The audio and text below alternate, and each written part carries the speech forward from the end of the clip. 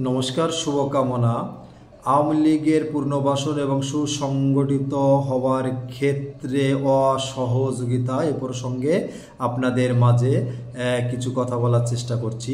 আপনারা জানেন 2024 সালের 5ই আগস্ট আওয়ামী লীগের সভাপতি তৎকালীন প্রধানমন্ত্রী সাবেক প্রধানমন্ত্রী শেখ হাসিনাকে দেশ ত্যাগ করতে বাধ্য করা হয়েছে। তিনি এখন দেশের বাইরে অবস্থান করছেন। তার অনুপস্থিতিতে দল একটি বিপর্যয়ের মুখে পড়েছে, অর্থাৎ দলীয় নেতাকর্মীদের উপর মামলা হামলা চলমান।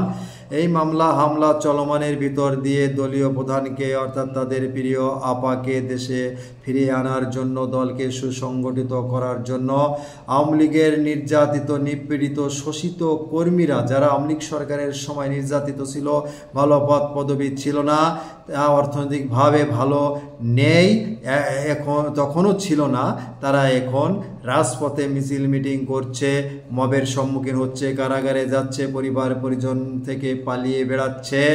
নিয়মিত তারা মিছিল মিটিং করার চেষ্টা করছে, সামাজিক যোগাযোগ মাধ্যমে প্রচার করছে কিভাবে দলকে পুনর্বাসন করা যায়, তাদের প্রিয় আপাকে দেশে ফিরিয়ে আনা যায় এবং বঙ্গবন্ধুর আদর্শের দল, মুক্তিযোদ্ধার সপক্ষের দলকে প্রতিষ্ঠিত করা যায়।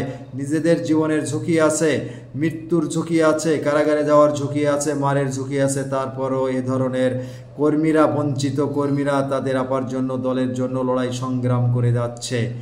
আর যখন দল ক্ষমতায় ছিল, সবচেয়ে যারা লাভবান হয়েছে, যাদের পরিবার পরিজন বিভিন্ন জায়গায় বড় বড় চাকরি পেয়েছে, কর্মরত ছিলেন, কর্মরত আছেন, অর্থনৈতিকভাবে স্বাবলম্ব হয়েছে, সেই সমস্ত নেতা কর্মীর একটা অংশ, বিশেষ করে শীর্ষ নেতৃত্বর একটা অংশ চাচ্ছে না এই মুহূর্তে আওয়ামী লীগ পুনর্বাসন হোক বা সুসংগঠিত হোক, কারণ তাদের নেতৃত্ব হারানোর ভয়।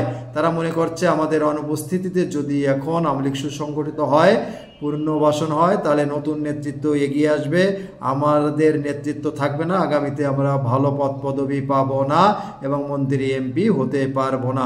অথচ এরা আওয়ামী লীগের সময় সবচেয়ে বেশি লাভবান হয়েছে, ক্ষমতাধর ছিল, পরিবার পরিজন সবাই লাভবান হয়েছে। এ সকল ব্যক্তিদের পরিবারের কেউকে এখন দেখবেন না মিছিল মিটিং প্রোগ্রামে, এমনকি সামাজিক যোগাযোগ মাধ্যমে ওরা নেই। এদের অর্থ বাঁচানোর জন্য এরা চেষ্টা করছে। অর্থাৎ দলের শীর্ষস্থানীয় বা বিভিন্ন পর্যায়ের একটা নেতৃত্ব তারা চাচ্ছে না আওয়ামী লীগকে সুসংগঠিত হওয়ার জন্য কর্মীদের সহযোগিতা করতে। এটাই আপনাদের বোঝাতে চেয়েছি, কারা সহযোগিতা করছে আওয়ামী লীগকে পুনর্বাসন করতে আর কারা করছে না।